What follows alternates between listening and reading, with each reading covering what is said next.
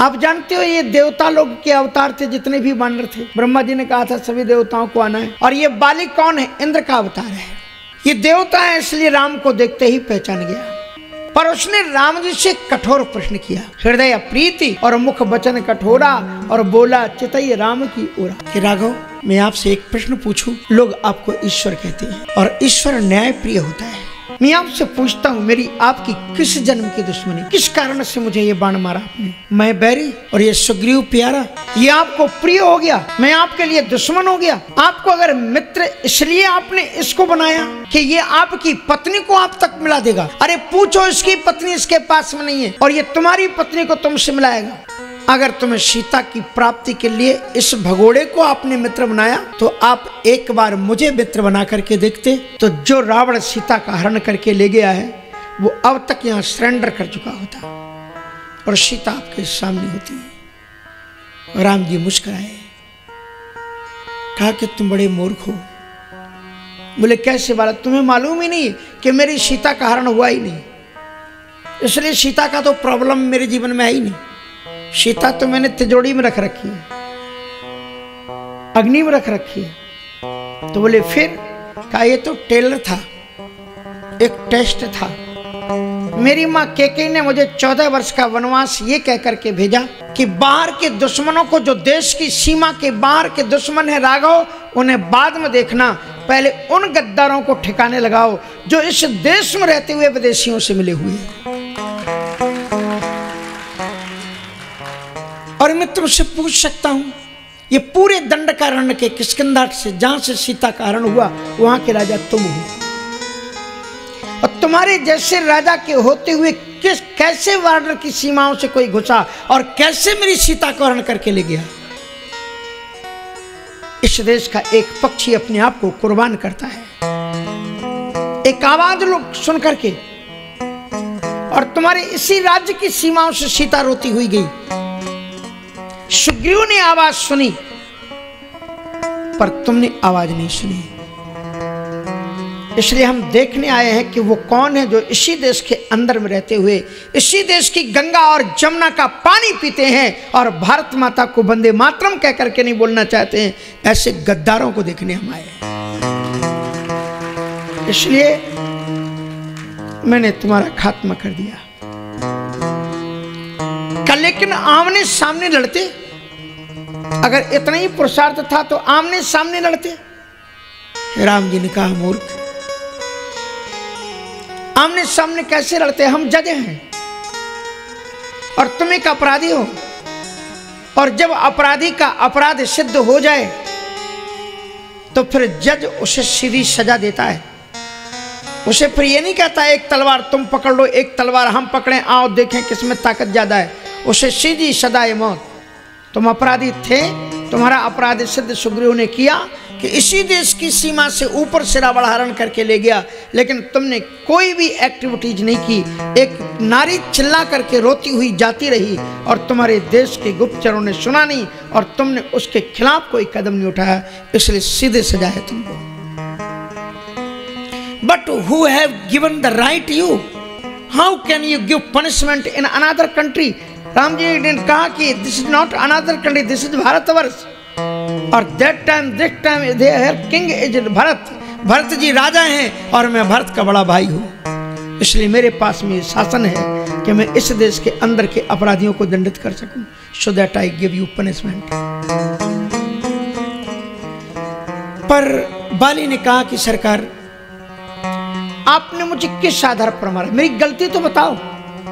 तो राम जी ने कहा कि अनुजे बधू भगनी सुते नारी, सोनु सठी कन्या समय चारी, इन्हीं कुदृष्टि विलोकै जोई, और ताही बधे कछु पापे न होई।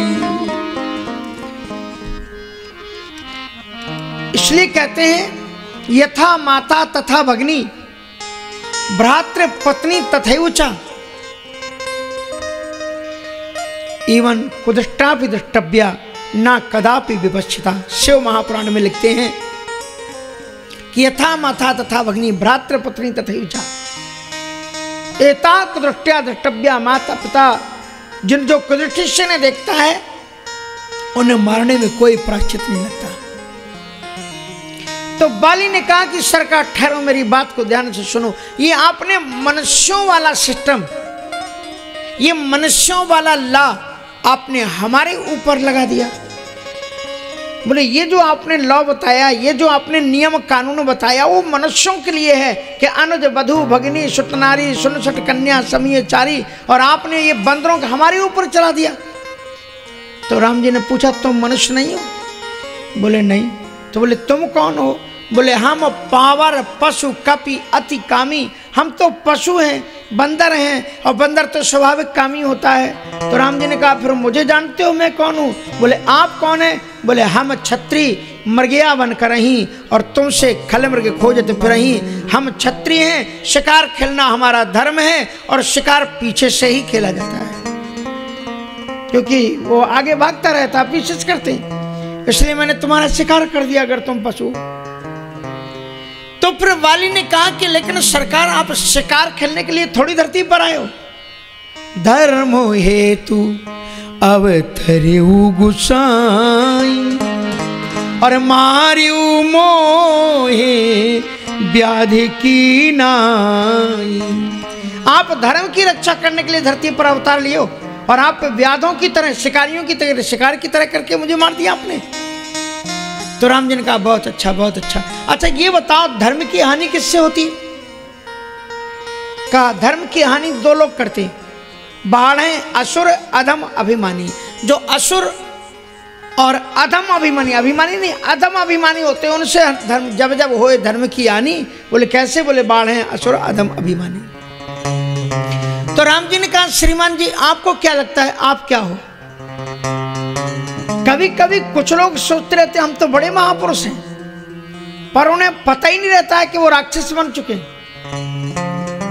रावण भी सोचता है मैंने चारों वेदों की टीका की है। जितना कोई एक भक्त शंकर जी के ऊपर फूल नहीं चढ़ा सकता, उतने मैंने सिर काट करके चढ़ाए, तो मेरे समान महापुरुष कौन हो सकता है? पर रामायण में उसको दुष्ट कहा गया, राक्षस कहा गया। बाली से कहा कि तुम अपने आप को क्या समझते हो? तुम महात्मा हो। ये जो दो लोग धर्म की हानि करते हैं तो उनमें से आगे हो। बोले कौन? बोले असुर। तो बोले असुर किसे कहते हैं? ध्यान रखना, असुर नाम की कोई जाति अलग से नहीं है। असुर किसे कहते हैं? संस्कृत व्याकरण के अनुसार असुर उसे कहते हैं अशुषु इंद्रियेषु रमते इति असुराः, जो दिन रात इंद्रियों को तृप्त करने में और विषय भोगों के पीछे पड़े रहें वे ही असुर हैं, चाहे वो किसी जाति में जन्मे हो और किसी भी प्रजाति में जन्मे हो। और अधम अभिमानी, तो बाली ने कहा कि मैं अभिमानी कहाँ हूं? कानारी सिखावनी करसी न काना मूढ़े तो ये अतिशय अभिमाना। तेरी पत्नी तुझे समझाती रही कि हे पतिदेव सुग्रीव का ऐसा अट्टहास मैंने कभी नहीं सुना। हमने सुना है कि उसकी राम और लक्ष्मण से मित्रता हुई है और वे साक्षात भगवान के अवतार हैं, रणभूमि में वो मौत को भी जीत सकते हैं, इसलिए तिन सर बैर किए भले नहीं। पर तुमने माना? तुम्हारी पत्नी तुमको समझाती रही। और कान खोल करके सुन लो, जो पति लोग अपनी धर्मपरायण और धर्मनिष्ठ पत्नी का कहना नहीं मानते हैं उनको रावण और बाली की तरह अधोपतन का अंतिम समय देखना पड़ता है। इसलिए श्रेष्ठ धर्म पर स्थित अपनी पत्नियों की भी इज्जत करना सीखो, और वो किसी चीज के लिए मना करें तो मत करो, नहीं तो आपको भी रावण की तरह और वाली की तरह अपना अंतिम समय देखना पड़ेगा। और उसके बाद में तो बाली ने कहा तो मैं अभिमानी ही हूं ना। आपने मुझे कहा कि नारी सिखावन करसन काड़ा करसन काना मूल तो है अतिशय अभिमान। अभिमानी हूं पर अधम अभिमानी तो नहीं हूं ना। बाण है असुर अधम अभिमानी, वो तो अधम। तो अभिमानी और अधम अभिमानी में क्या अंतर है? तो राम जी वो भी बताते हैं, तू अभिमानी नहीं है, अति अभिमानी नहीं है, तू अधम अभिमानी है। अधम अभिमानी माने निकृष्ट कोटि का गिरा हुआ अभिमानी। वो कौन सा अभिमान है? बोले मम भुजीवल आश्रित ते ही जानी, अमानस से अधम अभिमानी। ये जानते हुए कि भी सुग्रीव ने मेरी शरणागत ले ली है और जिसकी रक्षा भगवान कर रहा है और जिसकी भगवान रक्षा कर रहा हो, उससे मारने की कोशिश करने का मतलब अपने आप को भगवान से भी ऊपर समझना, और इससे बड़ा अभिमान कोई नहीं है। हनुमान जी ने भी तो लंका में रावण से यही कहा है, मोह मूल बहु शूल प्रद त्यागहु तम अभिमान। मैं जानता हूं कि तुम अभिमान का त्याग नहीं कर सकते हो। बोले सतोगुणी अभिमान अपने पास में रखो, रजोगुणी अभिमान अपने पास में रखो, लेकिन ये जो तुमने सोच लिया कि तुम ईश्वर से आगे हो, ये तमोगुणी अभिमान है। रावण, मैं तुम्हारा कल्याण चाहता हूं, इसे त्याग दो।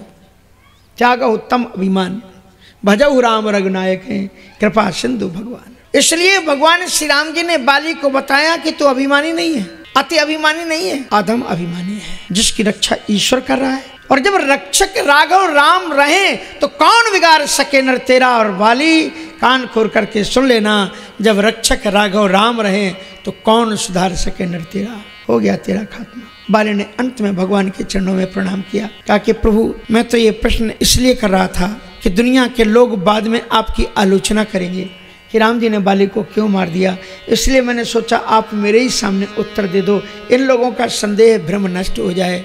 और प्रभु जी जो आपने अंत में कहा वो क्या कहा? बोले अधम अभिमानी। बोले ठहरो, बस इसी पर डिस्कस करना है। बोले क्या डिस्कशन करना है इसमें? बोले हम थोड़ा सा जीना चाहते हैं। बोले what for do you want to live again, किस लिए तुम और जीना चाहते हो? Because I want to spread my knowledge. मैं दुनिया को ये बताना चाहता हूँ कि भगवान का भजन मत करना, भगवान के दर्शनों से कोई फायदा नहीं होता। लक्ष्मण जी ने कहा क्या बकवास करता है? कहा मैं सही कह रहा हूँ, बकवास थोड़ी कर रहा हूँ। बोले कौन सी बकवास? क्या तू सही कह रहा है? कहा कि आप कह रहे हैं कि मैं अधम हूँ, अभिमान हूँ। अब मुझे आप ये बताओ, मैंने आपका दर्शन कर लिया कि नहीं? बोले हाँ कर लिया। आपका बाणा मुझे लग गया कि नहीं? बोले हाँ लग गया। बोले फिर भी आप हमको कह रहे हैं अधम अभिमानी, जब मैं आपका दर्शन कर रहा हूँ। अगर आपके दर्शनों के बाद में भी किसी का पाप नहीं मिटा, फिर भी वो अधम और अभिमानी बना रहा, तो मेरे मालिक बताओ फिर आपके दर्शन का फायदा क्या है? प्रभु आजहू में पापी, मैं अभी भी पापी बना रहा। बोले अंत कालगति तोर। राम जी ने कहा कि बाली मैं ऑपरेशन करता हूँ, और ऑपरेशन करने का अर्थ केवल इतनी होता है, किसी का गला नहीं काटना होता है। अगर कोई रोग हो तो उसको रोग मिटाना होता है। और तुम्हारे जीवन में एक अभिमान का रोग हो गया था, वो ठीक हो गया है। Now you can live a long life, अब आप जिंदा रह सकते हो। तो बाली ने रोते हुए चरणों में हाथ रख दिया कि अब मुझे आप जिंदा क्यों रखना। ऋषि मुनि लोग जिसका अंतिम समय में दर्शन पाने के लिए जन्म जन्मांतर प्रयत्न करते हैं, और वो ईश्वर मेरे सामने खड़ा है। हाँ ठीक है, अगर आप कहते जिंदा रहो तो मैं रह जाऊंगा, लेकिन एक शर्त करो, एक वचन दो कि जब मैं मरूंगा तो इसी तरह से आप मेरे सामने खड़े होंगे।